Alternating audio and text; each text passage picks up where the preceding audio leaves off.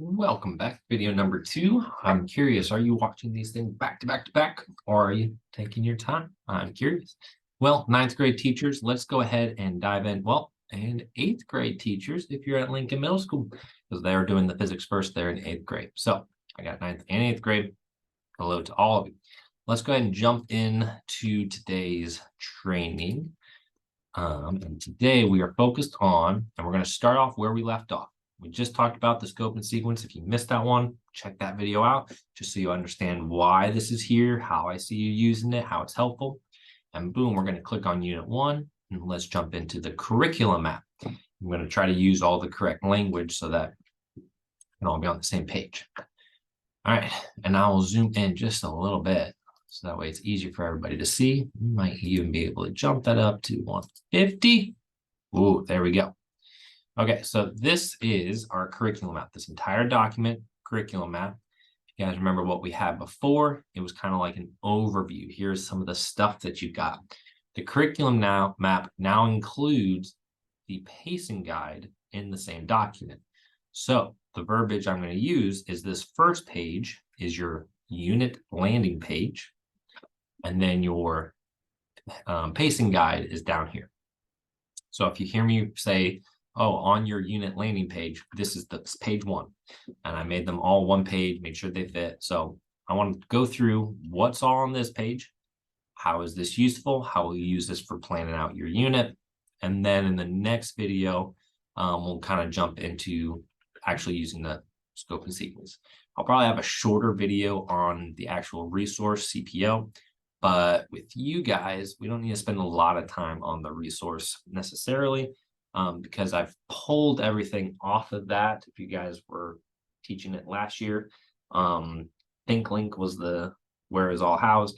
I pulled it all off of there into Google Drive folders, organized, labeled, so it's much easier to access as opposed to having to go to a Clever and Google and all that stuff. So, all right, that's just a bit of backstory. Most of you guys are new, so let's jump into what's on this page. So let's just go kind of top to bottom, left to right.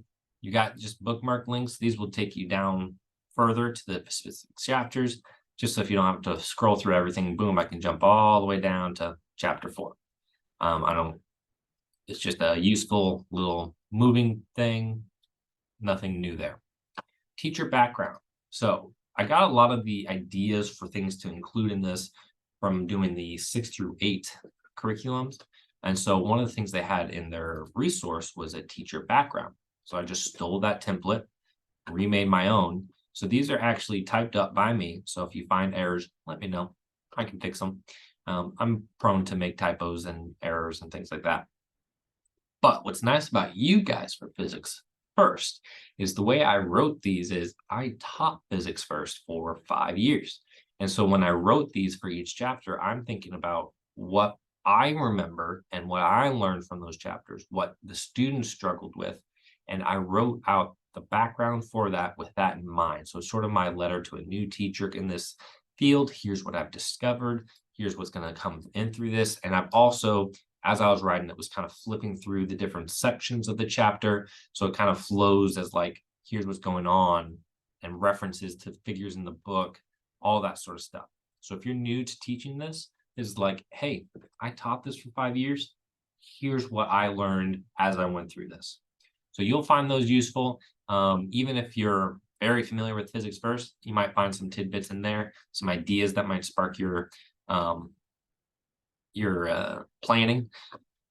Your proficiency scales, these are the same that were on the scope and sequence. They're here as well, if you find use out of those. And we talked about the assessments in previous video, how we want to use these so that we know what to teach towards, but we're not teaching to the test. And I pulled all the questions for the quarter test that the district will push out on Illuminate. I pulled those questions from here. So that's going to look like 20 questions, multiple choice. I pulled them from here. I'll probably also have, I'll probably change this right here because you don't need this linked under assessments. I'll probably post the quarter map here when you guys are accessing this document. So you can review the 20 questions they'll take at the end of quarter 1. You can preview them, give me feedback. Maybe I made mistakes. Maybe you want to switch questions, we can talk about that. We'll come down to the bottom later. Let's jump into this area. Another idea I got from developing the 6 through 8 curriculum was they start every unit with a phenomenon. They have guiding questions, and there's a project at the end that connects all the learning. And so as I went through and created this, I've developed phenomena, projects, and guiding questions. So this is all sort of me created. So if when we're doing this, and as you guys, the experts, find there's something better for the phenomena that we should probably use, or, ooh, I did not like this specific project, or maybe you didn't like the one I linked, or we want to make changes. I am totally open to us collaborating and changing things up so that it fits better for our purposes. These were just things that I came up with as I was developing it. So I'm not saying they're perfect. So, but as a good starting point, and let's talk through this. So the first unit is talking about motion. So it's like, wait, did this even move? And if you guys know about I think they're called gliding stones. I got it down here. I can just show you guys the website they came from. You guys have ever seen the sailing stones? You guys have ever seen this image where it's like, how did this rock move in this desert area? So this is a phenomena-based website that I got some ideas from. And so this would be how you could introduce this, show that image, ask the students, how do you know that it moved? Well, there's evidence that it moved. How do you think that it moved? Wow, I'm ringing right in the middle of a video. It's probably spam. We'll just ignore it. And so that might drive some good discussions. I also linked a website that has videos and possible explanations for how that happened. It's actually kind of interesting. It took them a while to figure out how they moved. You got your guiding questions. These are, you want to kind of pose these at the beginning, see what kids think at the start. And then by the end of this unit 1 motion, they should be able to answer these really well. Unit 1 starts with describing motion and ends talking about momentum. So the project I picked for this was the Great Egg Drop, which is perfect. It's about motion and collisions, momentum changes. And so students have to take all that and tie it into this project. Everyone's heard of the egg drop before.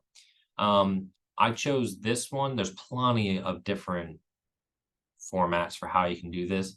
The main thing I liked about this one is it provides constraints. I think the best way to do this is provide constraints.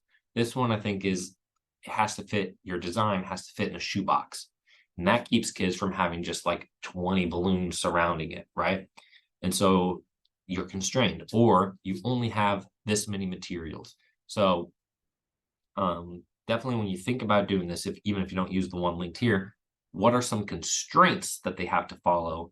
And that helps their creativity. Otherwise, they just kind of go, I'm just going to throw a million parachutes on there. All right. I took all of that, brought it together. And this was another thing that came from developing the middle school curriculum first, because I created project posters. Well, I call them project posters. I don't know if they really tie into the project, but so it's unit 1 motion. And so you've got, here's the reminder for what the phenomena was. There's a brief description over the 4 chapters that are in this unit, and then it's a reminder of the guiding questions. I should have these guys printed and laminated for all of you and given at the start of the year. If not, you have the link. You guys can print these off yourself. I have a slightly bigger version that you can post on your door. It'd be something like that. And you can post on your door so students see it. They remember what they're trying to answer, what's coming up. It helps your instructional coaches know where we're at in the sequence of things. They look cool. So hopefully you find those things useful. I'll bring you guys a copy laminated if everything works out at the start of the year. So that's all that up there. This section right here, this is the K-12 vertical alignment. This has been in our documents and things prior. It's what concepts have been covered in previous grades before physics first.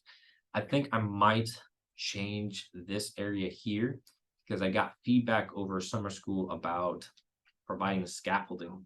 So looking at what things should have been taught And then thinking about what if students missed that, or they weren't in this district, or they came from another country and they never learned that.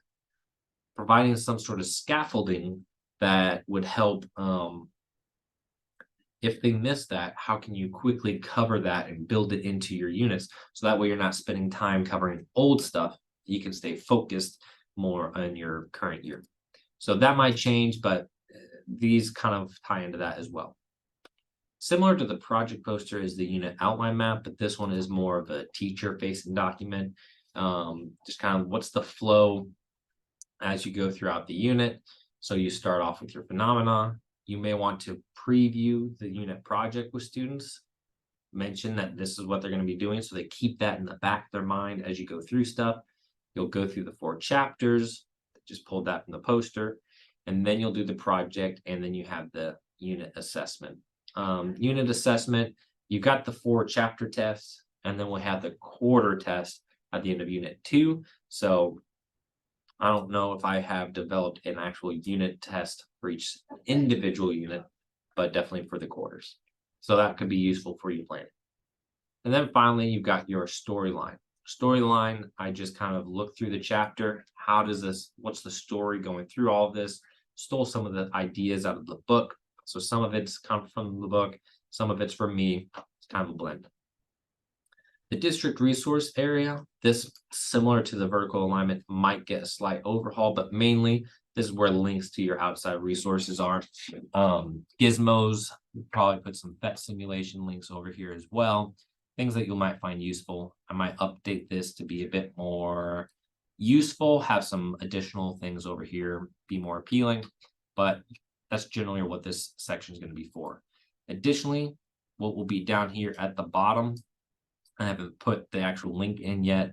I have a Google Form survey for every unit map that you guys can complete at the end of each unit. So that way I get feedback, hard data, for making changes. And so I'm going to be coming out to you guys, talking through, so I get that dialogue with you guys. But also I need those surveys completed so I have data to support the need for changes and what changes people want. And so those would be super, super useful for me.